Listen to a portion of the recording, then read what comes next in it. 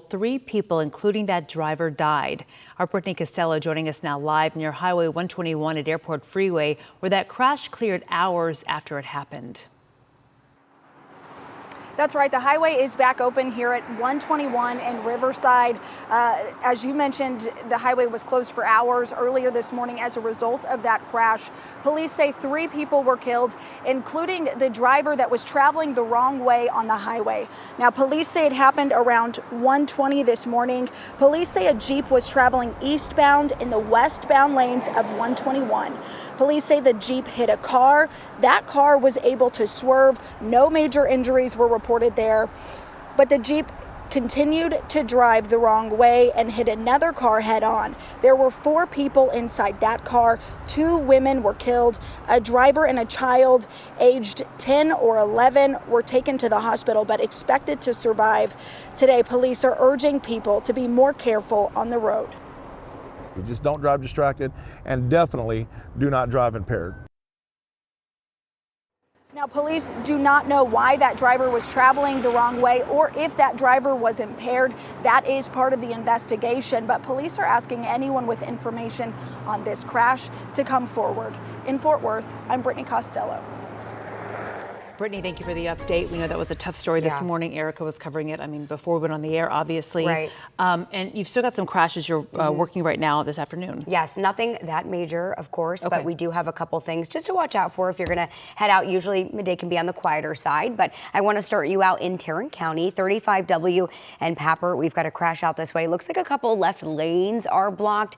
If you need to travel this way, I'm going to take you over to what we're seeing on the map in the area here and the map as a whole. Seeing a lot of green out here at 11:02. So I'd say for the most part, we're looking pretty good, but taking you over, slight delay is all we're seeing a little bit north of the Fort Worth area. These are in the southbound lanes, again, 35W, right around 28th Street, but we can see it better from our TxDOT camera here. And again, things are still moving, not a full stop, but we're seeing a slight delay, at least reflected in the map and what we can see from our TxDOT camera there. I do want to take you over to the 2 crashes I'm also watching on 30 eastbound in Dallas County right now. It looks like the one at Honeycutt either cleared or they just kind of zoomed out, which is good. Hopefully it did clear out this morning. The other one is at Haskell, so I'll get you over to that one here in a moment. Quick look at the drive here in Denton County, 35E and 377.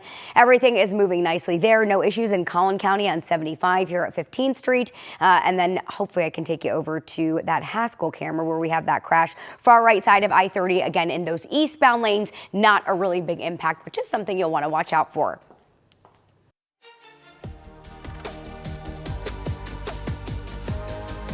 This monstrosity being 500 feet away from Keller Homes and the Westlake social media team bragging about protecting Westlake residents with a 3,600-foot buffer is obscene.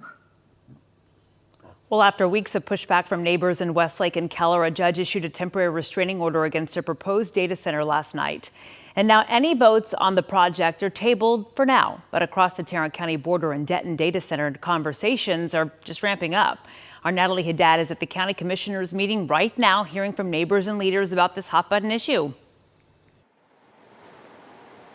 Hi, Kara. Yes, I've just stepped out of Denton County Commissioners Court, where the topic on the agenda today was data centers. The debates across North Texas communities continue, and we started here this morning.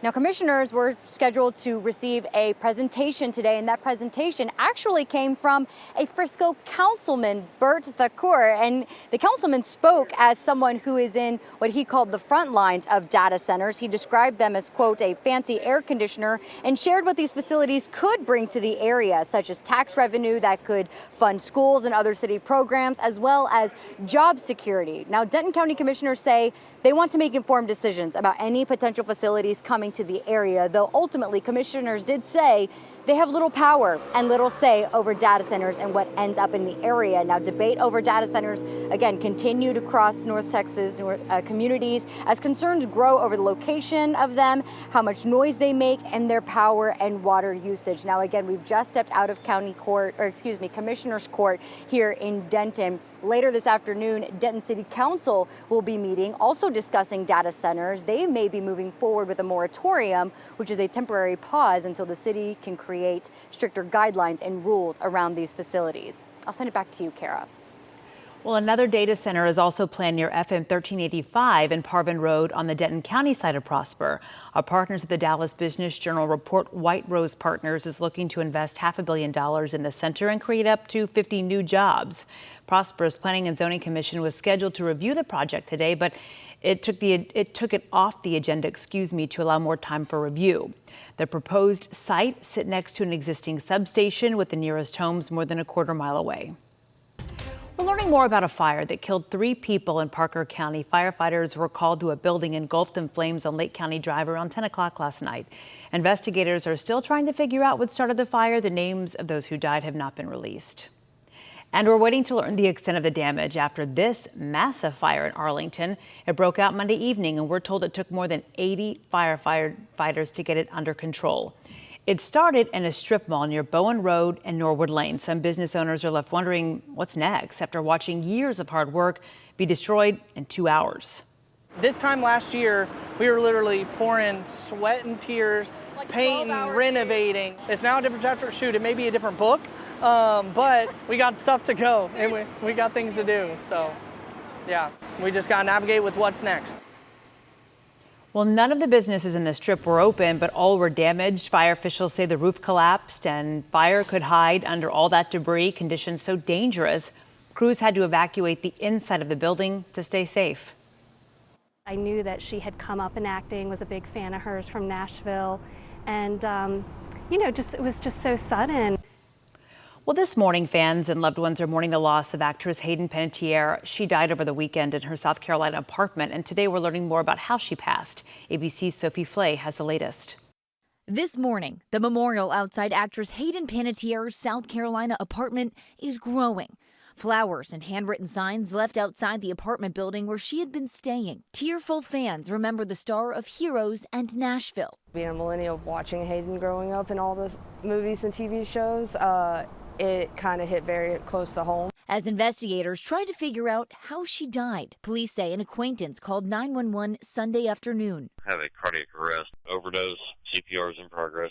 First responders found her in cardiac arrest, and she was pronounced dead roughly 40 minutes later. An autopsy found no signs of trauma, and police say there's no indication of foul play. A cause of death is still undetermined, and toxicology results could take months. When she was just 17, Panettiere became a household name, starring as the cheerleader with superpowers on Heroes. This is important. Then, as a country upstart on Nashville, she earned 2 Golden Globe nominations and had 11 songs make it on the country charts. In December 2014, Panettiere welcomed her daughter Kaya to the world. But motherhood brought postpartum depression, and years of struggles with addiction followed. Now, tributes pouring in from those who worked with her. Her Nashville co-star Connie Britton posting, "This was Hayden, bursting with brilliance, shining so bright. I love you, girl. Sleep easy now." And Custody co-star Viola Davis writing, "I wish the world had more time with you. I saw this beautiful phoenix rising from the ashes." Sophie Flay, ABC News, New York.